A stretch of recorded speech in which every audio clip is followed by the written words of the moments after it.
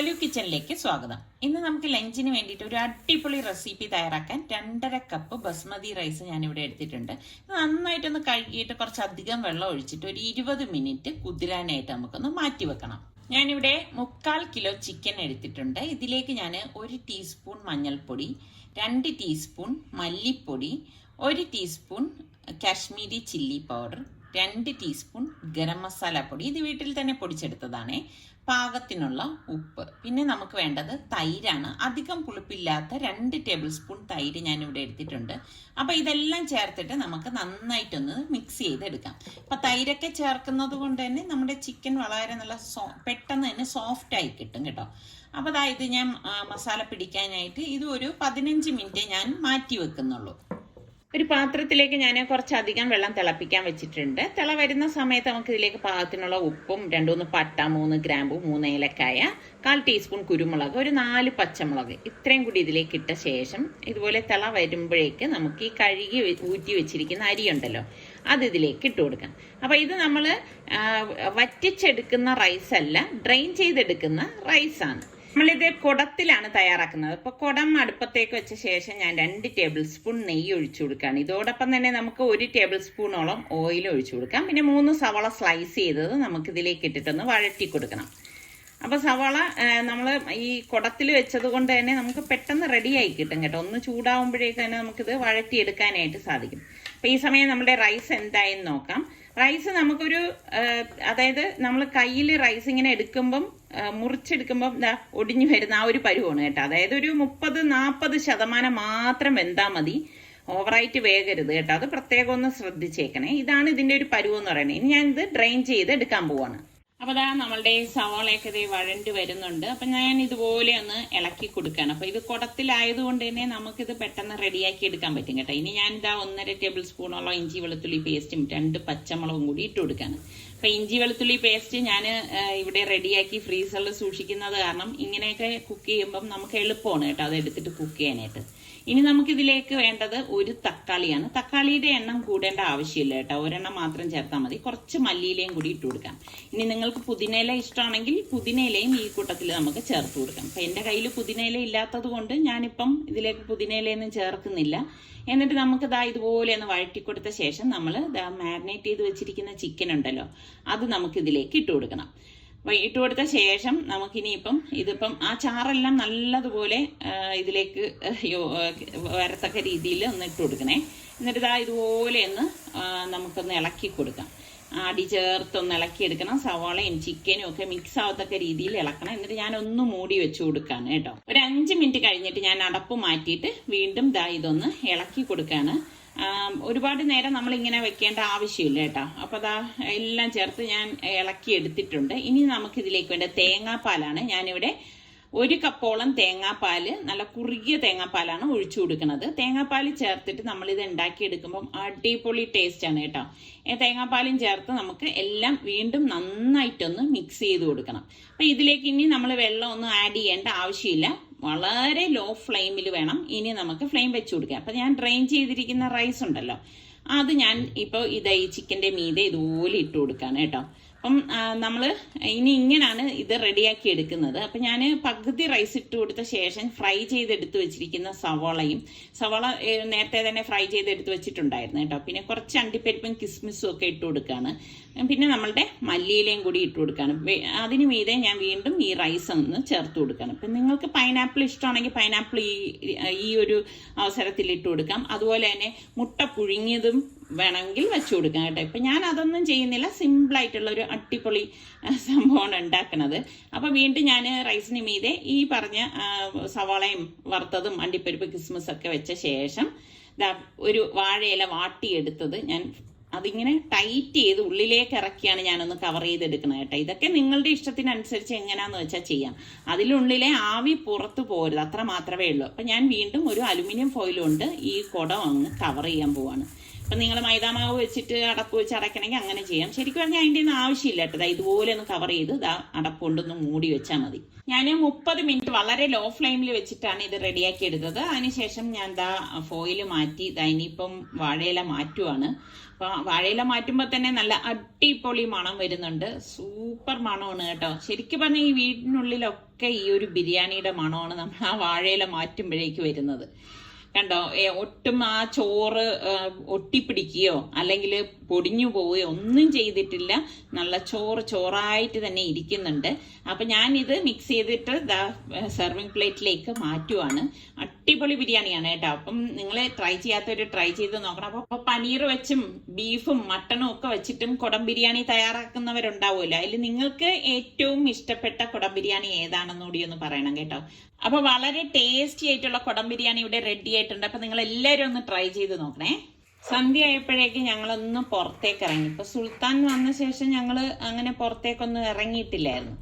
എങ്കിൽ പിന്നെ നമുക്കൊന്ന് കറങ്ങിയിട്ട് വരാമെന്ന് കരുതിയിട്ടാണ് ഇപ്പം ഞങ്ങൾ എല്ലാവരും കൂടി പുറത്തേക്കായിട്ട് പോണത്. അപ്പം റോഡിൽ നോക്കുമ്പോഴും അത്യാവശ്യം നല്ല തിരക്കൊക്കെ ഉണ്ടായിരുന്നു കേട്ടോ. അപ്പം നമ്മുടെ തിരുവനന്തപുരത്ത് ക്രിസ്മസ് ന്യൂ ഇയറിന്റെ ഭാഗമായിട്ട് പലയിടത്തും പല പരിപാടികളും നടക്കുന്നുണ്ട്. ഇപ്പം കനകക്കുന്നിലാണെങ്കിൽ വസന്തോത്സവത്തിന്റെ തുടക്കമാണ്. അപ്പം ഇന്നു മുതൽ ജനുവരി 2-ാം തീയതി, അതായത് ഡിസംബർ 21 മുതൽ ജനുവരി 2 വരെയാണ് ഈ ഫ്ലവർ ഷോ ഇവിടെ ഉള്ളത്.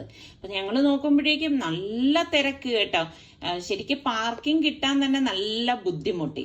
എങ്കിൽ പിന്നെ നമുക്ക് കനകക്കുന്നിലൊന്ന് കയറിയിട്ട് വരാമെന്ന് കരുതിയിട്ട് അങ്ങനെ ഞങ്ങൾ കനകക്കുന്നിലേക്ക് കയറിയപ്പോഴേക്കുണ്ട് നല്ല രസമുണ്ട്. അവിടെ ഓരോന്നും ഇങ്ങനെ സെറ്റ് ചെയ്തൊക്കെ വെച്ചോണ്ടിരിക്കുന്നതേ ഉള്ളൂ കേട്ടോ. ഒന്നും പൂർണ്ണമായിട്ട് റെഡി ആയിട്ടില്ല. അവൻ നോക്കുമ്പോഴേക്ക് ഒരു കളവണ്ടിയുടെ ടൈപ്പ് ഇങ്ങനെ പല പല പല സംഭവങ്ങളുണ്ട് കേട്ടോ. ലൈറ്റിംഗ്, അതായത് ഫ്ലവേഴ്സിൽ ഈ ലൈറ്റിംഗ് തന്നെയാണ് ഏറ്റവും പ്രധാനം. അപ്പൊ നമ്മളിങ്ങനെ നടന്നു പോകുമ്പോൾ തന്നെ എന്തൊരു ഭംഗിയാണെന്നറിയോ. ശരിക്കും നമ്മൾ വീഡിയോയിൽ കാണുന്നത് പോലെ അല്ല നേരിൽ കാണുന്നത് കേട്ടോ. അത്ര മനോഹരമായിട്ടുള്ള സംഭവങ്ങളാണ്. ഈ ഫ്ലവേഴ്സിനൊപ്പം തന്നെ അവരെ ലൈറ്റിങ്ങിനും പ്രാധാന്യം കൊടുക്കുന്നു എന്നുള്ളത് തന്നെയാണ് പ്രധാനം കേട്ടോ. അപ്പം ഓരോയിടത്തും ഓരോ രീതിയിലാണ് ഫ്ലവർ അറേഞ്ച് ചെയ്തൊക്കെ വെച്ചിരിക്കുന്നത്. ഞാൻ പറഞ്ഞില്ലേ, കുറെ ഇങ്ങനെ പണി നടക്കുന്നതേ ഉള്ളൂ. അതെനിക്ക് തോന്നുന്നു ഉടൻ തന്നെ അവര് പണിയൊക്കെ പൂർത്തിയാക്കുമായിരിക്കും. അപ്പൊ ഇവിടെ കനകക്കുന്നിൽ നിന്ന് റോഡിലേക്ക് നോക്കുമ്പോൾ തന്നെ കണ്ടോ ഓരോ ക്രിസ്മസ് ട്രീയുടെ ആ ഒരു ഷേപ്പിലും.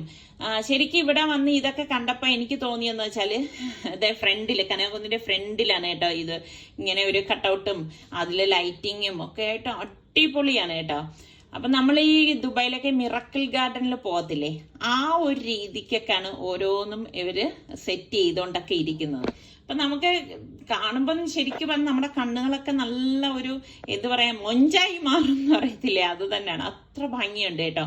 എല്ലാവരും ഇങ്ങനെ സെൽഫി എടുക്കല്, ഫോട്ടോസ്, വീഡിയോസ്, ഇത് തന്നെ അവിടെ നമുക്ക് പോയാൽ കാണാൻ പറ്റുന്നുള്ളൂ. കാരണം അത്ര മനോഹരമായിട്ടുള്ളൊരു കാഴ്ചയാണ്.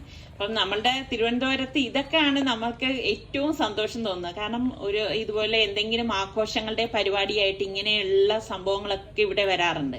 അപ്പം ഓണത്തിന് എങ്ങനെയാണോ അലങ്കരിക്കുന്നത് അതേപോലെ തന്നെയാണ് ഇപ്പൊ ക്രിസ്മസ് ന്യൂ ഇയറിന്റെ ഭാഗമായിട്ടുള്ള ഈ ഒരു ഫ്ലവർ ഷോയ്ക്കും ഇവരിങ്ങനെ ഈ അലങ്കരിച്ചൊക്കെ ഇട്ടിരിക്കുന്നത് കണ്ടോ. അത്യാവശ്യം നല്ല തിരക്കുണ്ടായിരുന്നു കേട്ടോ. ഇന്നാണ് സ്റ്റാർട്ടിങ് എങ്കിലും നല്ല തിരക്ക് തന്നെയായിരുന്നു. അപ്പൊ ഇതൊക്കെ കാണണമെങ്കിൽ നമ്മൾ ഇതുപോലെ രാത്രി തന്നെ വന്നാൽ മാത്രമേ ഇതുപോലെയുള്ള ലൈറ്റിങ്ങും ഇത്തരം നല്ല കാഴ്ചകളും നമുക്ക് കാണാനായിട്ട് സാധിക്കത്തുള്ളൂ. പിന്നെ ഇതുപോലെ ഓരോ ഫോട്ടോ എടുക്കാൻ പറ്റിയ സംഭവങ്ങളൊക്കെ അവിടെ ആയിട്ട് അവർ ഓരോന്നൊക്കെ സജ്ജീകരിച്ചൊക്കെ വെച്ചിരിക്കുന്നതൊക്കെ കാണാം. എന്തുവേണം പറഞ്ഞറിയിക്കാൻ പറ്റത്തില്ല കേട്ടോ. അത്ര മനോഹരം എന്ന് തന്നെ പറയാം. ഇത് കണ്ടോ, ഇതും ഫുള്ള് ലൈറ്റിംഗ് തന്നെയാണ്. ലൈറ്റിങ്ങും ഞാൻ പറഞ്ഞില്ലേ, ഫ്ലവേഴ്സിനൊപ്പം ലൈറ്റിങ്ങും വളരെ പ്രാധാന്യം. അതുപോലെ തന്നെ നിശാഗന്ധി ഓഡിറ്റോറിയത്തിലാണെങ്കിൽ നല്ല തിരക്കുണ്ടായിരുന്നു. ഇതുപോലെ നൃത്ത പരിപാടിയും മറ്റുമൊക്കെയാണ് അവിടെ നടക്കുന്നത്. അപ്പം ഇതിനോടൊക്കെ താല്പര്യമുള്ളവര് അങ്ങനെയും കുറെ ക്രൗഡ് ഇവിടെയും ഉണ്ടായിരുന്നു.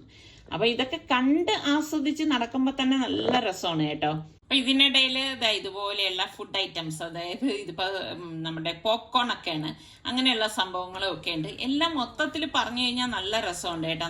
നടന്ന് കാണാനായിട്ട് ഒരുപാട് കാര്യങ്ങളൊക്കെ ഉണ്ട്. പിന്നെ കുറേയൊക്കെ ഇതൊക്കെ സെറ്റ് ചെയ്തുകൊണ്ടിരിക്കുന്നതേ ഉള്ളൂ. ഇതൊന്നും പൂർണ്ണതയിൽ എത്തിയിട്ടില്ല. അതിന്റെ കണ്ടില്ലേ, ഫ്ലവർ കൊണ്ട് സജ്ജീകരിച്ചിരിക്കുന്നതാണ് അതിന്റെ ഹെയർ എന്ന് പറയുന്നത്.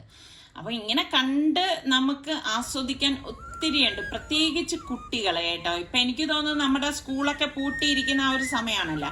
അപ്പൊ കുട്ടികളൊക്കെ വന്നു കഴിഞ്ഞാൽ ഇത് നന്നായി എൻജോയ് ചെയ്യും. അപ്പം അതൊക്കെ കണ്ടു കഴിഞ്ഞ ശേഷം ഞങ്ങൾ ഇതാ തിരിച്ചു പോരെയാണ്. പക്ഷെ ഇതൊക്കെ ആണെങ്കിലും ഇത്രയും നല്ല പരിപാടികളും കാര്യങ്ങളും ഒക്കെ നടക്കുന്ന നമ്മളുടെ ഈ ഒരു തിരുവനന്തപുരം സിറ്റിയിൽ എടുത്തു പറയേണ്ട ഒരു കാര്യം എന്തെന്ന് വെച്ചാൽ ഇതിനൊന്നുമുള്ള പാർക്കിംഗ് അത്രത്തോളം ഇല്ല എന്നുള്ളതാണ്. അല്ലെങ്കിൽ പിന്നെ നമ്മൾ 2 വീലറിൽ വന്ന് ഇതൊക്കെ കാണേണ്ടി വരും. 2 വീലറിൽ വന്നു കഴിഞ്ഞാൽ നമുക്ക് അങ്ങനെ ഒരു ബുദ്ധിമുട്ട് അനുഭവപ്പെടത്തില്ല. പക്ഷെ ഇപ്പൊ എല്ലാവർക്കും അങ്ങനെ 2 വീലറിൽ വരാൻ പറ്റത്തില്ലല്ലോ. ഇപ്പൊ കുട്ടികളും കുടുംബവും ഒക്കെ ആയിട്ട് വരുമ്പോഴേക്ക് കാറിലോ അല്ലെങ്കിൽ എന്തെങ്കിലും ഇതിലായിരിക്കും വരുന്നത്. അപ്പം അങ്ങനെ വരുന്നവർക്ക് ഒരു പാർക്കിംഗ് സൗകര്യങ്ങൾ കൂടി ഒരുക്കിയിരുന്നെങ്കിൽ വളരെ നല്ലതായിരുന്നു. കാരണം അതൊരു എന്ത് പറയാൻ ഇത്ര നല്ല സംഭവങ്ങളൊക്കെ ഉണ്ടായിട്ട് പാർക്ക് ചെയ്യാൻ സ്ഥലമില്ലാതെ തിരിച്ചു പോകേണ്ടി വരിക എന്ന് പറഞ്ഞു കഴിഞ്ഞാൽ അത് ഭയങ്കര ഒരു ബുദ്ധിമുട്ടാണ് കേട്ടോ. റോഡിലൊക്കെ നല്ല രസമാണ്. അത് ഞാൻ പറഞ്ഞതുപോലെ നിങ്ങൾ നേരിട്ട് ഇതുപോലെ രാത്രി വന്ന് ഈ ഒരു കാഴ്ചകൾ കണ്ടു നോക്കും, അടിപൊളിയാണ്. ഇനിയിപ്പോൾ ജനുവരി 2 വരെയാണ് ഇതുള്ളതെന്നാണ് പറയണത് ഈ ഫ്ലവർ ഷോ.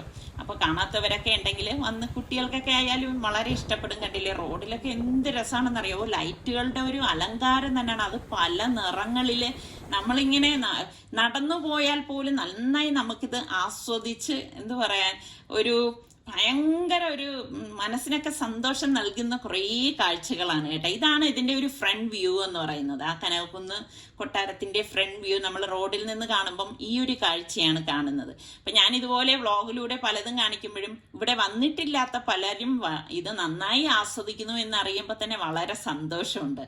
അപ്പൊ ഞാൻ കാണുന്ന ഇതുപോലെ നമ്മളുടെ തലസ്ഥാന നഗരിയിലെ കാഴ്ചകൾ എന്തായാലും ഞാൻ നിങ്ങളിലേക്കും കൂടി എത്തിക്കാറുണ്ട്. അപ്പൊ നിങ്ങൾക്ക് ഇപ്പം ഈ പറഞ്ഞ മാതിരി എല്ലാവരും ഇപ്പൊ എല്ലാം അറിയണം എന്നൊന്നുമില്ലല്ലോ. അപ്പൊ ഇനിയിപ്പോ ഇത് അറിയുന്നവർക്ക് വന്ന് ഇതിപ്പോ നേരിട്ട് കാണാമല്ലോ. അപ്പം തിരിച്ച് നമ്മൾ വീട്ടിൽ വന്ന ശേഷം ഞാൻ രാവിലെ തന്നെ അരിയും ഉഴുന്നും വെള്ളത്തിലേക്ക് ഇട്ടിട്ടുണ്ടായിരുന്നു കേട്ടോ.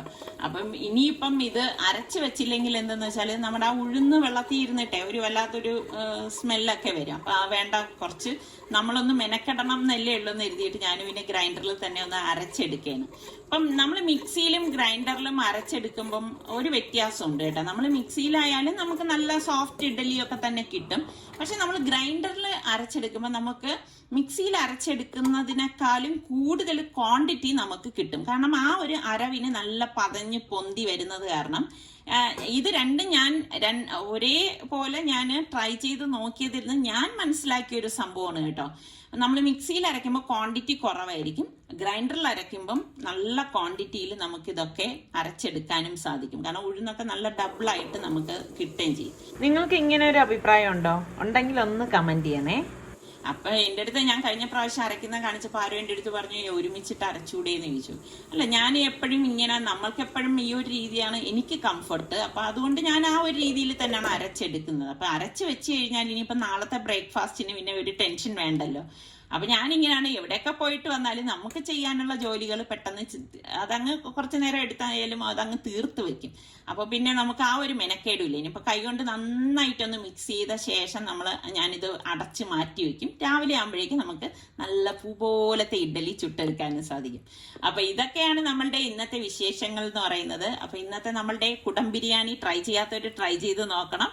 നോക്കിയിട്ട് എനിക്ക് ഫീഡ്ബാക്ക് കൂടെ തരണം കേട്ടോ, എങ്ങനെ നിങ്ങൾക്ക് ഇഷ്ടപ്പെട്ടോ എന്നൊക്കെ ഉള്ളത്. അപ്പോൾ നമുക്കിനി ഇതുപോലെ സബ്സ്ക്രൈബ് ചെയ്യാതെ ആരെങ്കിലും ഒക്കെ ഉണ്ടെങ്കിൽ നമ്മളുടെ ചാനൽ ഇഷ്ടപ്പെട്ടാൽ സബ്സ്ക്രൈബ് ചെയ്യാൻ മറന്നു വരുതേ. അടുത്ത നല്ല റെസിപ്പിയോ വ്ളോഗോ ആയിട്ടൊക്കെ കാണാം. അതുവരയ്ക്കും എല്ലാവർക്കും ബൈ ബൈ.